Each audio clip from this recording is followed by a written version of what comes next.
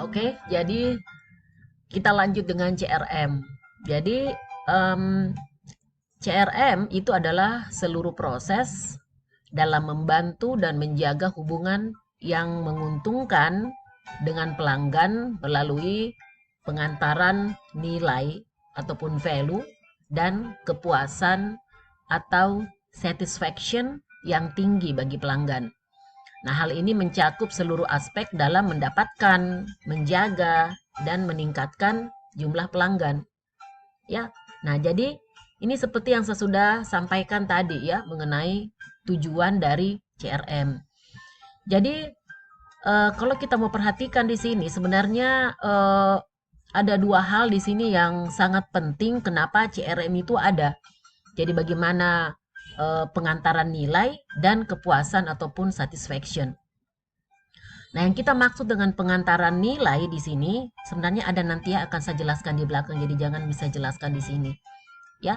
Jadi intinya sebenarnya kalau kita berbicara tentang CRM itu manfaatnya bagi bisnis itu apa?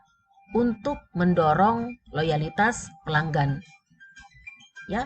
Nah, jadi di sini CRM itu memungkinkan perusahaan untuk memanfaatkan informasi dari semua titik kontak yang bisa membawa perusahaan itu kepada pelanggan.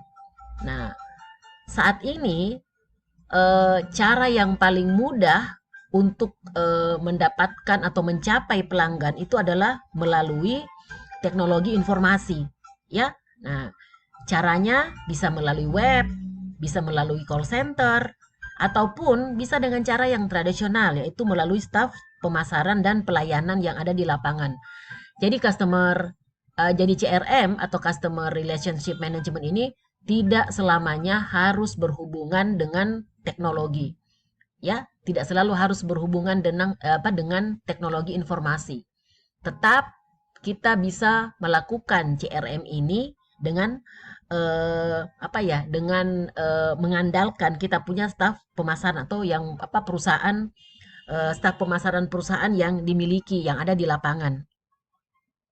Nah, kemudian yang lain lagi di sini kalau kita berbicara tentang CRM itu manfaatnya kenapa harus ada itu adalah kita nanti bisa mengurangi biaya.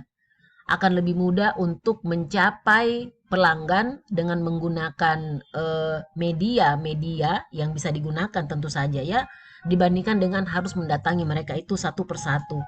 Dan kita juga di situ bisa lebih fokus dan bisa mendapatkan pelanggan yang tepat pada saat yang tepat.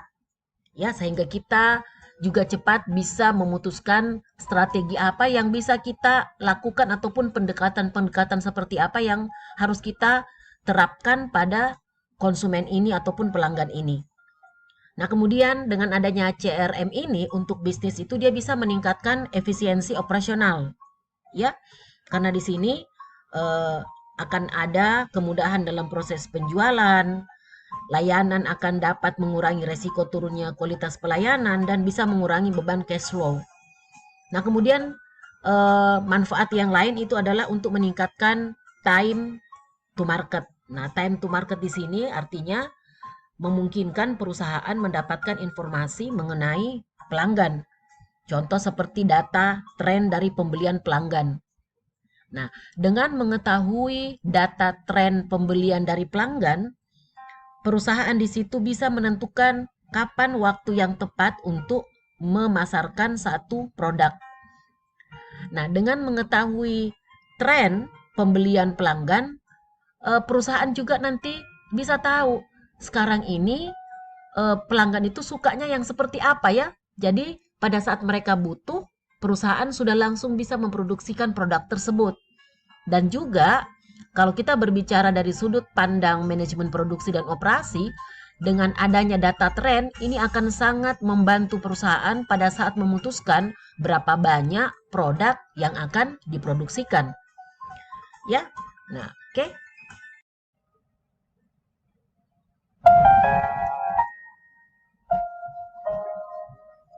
Jadi saya akan lanjutkan. CRM bisa juga dikatakan adalah sebuah strategi bisnis yang ditujukan untuk mengembangkan hubungan jangka panjang dan menguntungkan antara setiap pelanggan secara individu dengan pemasoknya. Nah, pemasok di sini itu adalah perusahaan ya. Nah, berbasiskan pada sebuah infrastruktur teknologi informasi yang dikembangkan yang memungkinkan proses dapat terdefinisi dan dikendalikan dengan jelas dan membuat staf yang berhubungan dapat berfungsi secara optimal. Jadi, kalau berbicara tentang CRM sebenarnya eh, dengan adanya kemajuan teknologi informasi seperti yang kalian bisa saksikan sendiri atau ada di antara kalian yang sudah banyak menggunakan teknologi informasi itu, maka CRM memang sebenarnya basisnya itu adalah teknologi informasi. Nah, cuma kita tidak bisa mengatakan bahwa tanpa teknologi informasi maka CRM ini tidak bisa diterapkan di dalam perusahaan. Ya, karena seperti di awal saya sudah sampaikan tadi bahwa CRM ini bisa menggunakan teknologi informasi seperti web, ya. Kemudian bisa juga mereka itu menerapkan bagaimana karyawan-karyawan yang ada di lapangan itu memberikan pelayanan kepada konsumen. Jadi tidak harus selalu melalui teknologi informasi.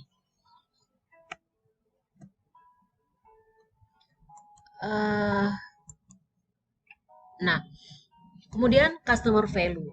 Customer value saya sudah pernah jelaskan, ya.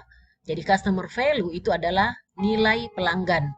Nah, nilai pelanggan ini merupakan penilaian keseluruhan oleh konsumen terhadap utilitas sebuah produk berdasarkan persepsinya terhadap apa yang diterima dan apa yang diberikan.